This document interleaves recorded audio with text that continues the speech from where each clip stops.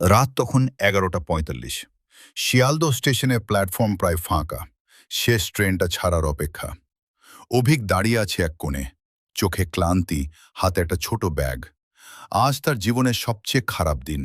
চাকরি গেছে, প্রেম ভেঙেছে, সব কিছু যেন একসাথে শেষ হয়ে গেছে।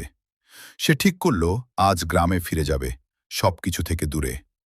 লাউডস্পিকারে ভেসে এলো, শেষ ট্রেন প্ল্যাটফর্ম নাম্বার 4 থেকে ছাড়বে। অভিক ধীরে ধীরে উঠে ট্রেনে উঠল।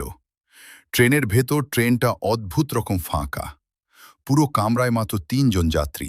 একজন বৃদ্ধ জানালার পাশে বসে আছেন, চুপচাপ বাইরে তাকিয়ে। একজন মাঝবয়সী লোক ঘুমাচ্ছে, আর এক কোণায় একটা মেয়ে। মেয়েটা মাথা নিচু করে বসে আছে, লম্বা চুল মুখ ঢেকে রেখেছে। অভিক একটু অস্বস্তি পেল।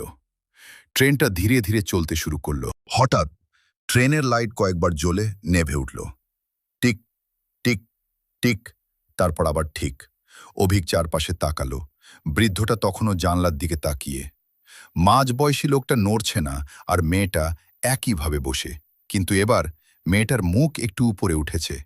অভিক স্পষ্ট দেখতে পেল মেয়েটা তার দিকে তাকিয়ে আছে, চোখ দুটো অস্বাভাবিকভাবে স্থির। স্টেশন, কিন্তু কেউ নেই। ট্রেনটা একটা ছোট স্টেশনে থামল। অভিক বাইরে তাকালো। স্টেশন একদম ফাঁকা, না কোনো লোক, না কোনো শব্দ। সাইনবোর্ডে লেখা নরকপুর। অভিক অবাক, এই নামে কোনো স্টেশন সে কখনো শোনেনি। বৃদ্ধের কথা হঠাৎ বৃদ্ধটা বলল, এই ট্রেনে ওঠা ঠিক করনি। অভিক চমকে উঠল। কেন? বৃদ্ধ ধীরে মাথা ঘুরিয়ে তাকালো। তার চোখে এক অদ্ভুত ভয়। সে বলল, এই ট্রেন শেষ গন্তব্যে যায় না। হঠাৎ সেই মাঝবয়সী লোকটা উঠে বসল, কিন্তু তার মুখটা স্বাভাবিক না। তার ঠোঁট কাঁপছে, চোখ ফাঁকা। সে আস্তে আস্তে বলল, নামো, এখনই নামো। অভিক উঠে দাঁড়ালো।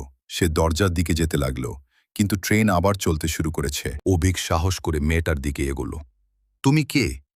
মেয়েটা ধীরে মাথা তুলল, আর অভিক স্থির হয়ে গেল। মেয়েটার মুখ অর্ধেক পুড়ে গেছে, চোখের জায়গায় শুধু কালো দাগ। সে ফিসফিস করে বলল, তুমি আমাদের মতোই। অভিক চিৎকার করে উঠল, না, আমি বেঁচে আছি। তখনই বৃদ্ধটা হেসে উঠল, তুমি নিশ্চিত? অভিকের মাথায় হঠাৎ একটা ছবি ভেসে উঠল। সন্ধ্যায় রাস্তা পার হচ্ছিল সে। একটা ট্রাক, ব্রেক ফেল, ভয়ঙ্কর ধাক্কা, সব অন্ধকার। অভিক ধীরে ধীরে বসে পড়ল। তার হাত কাঁপছে।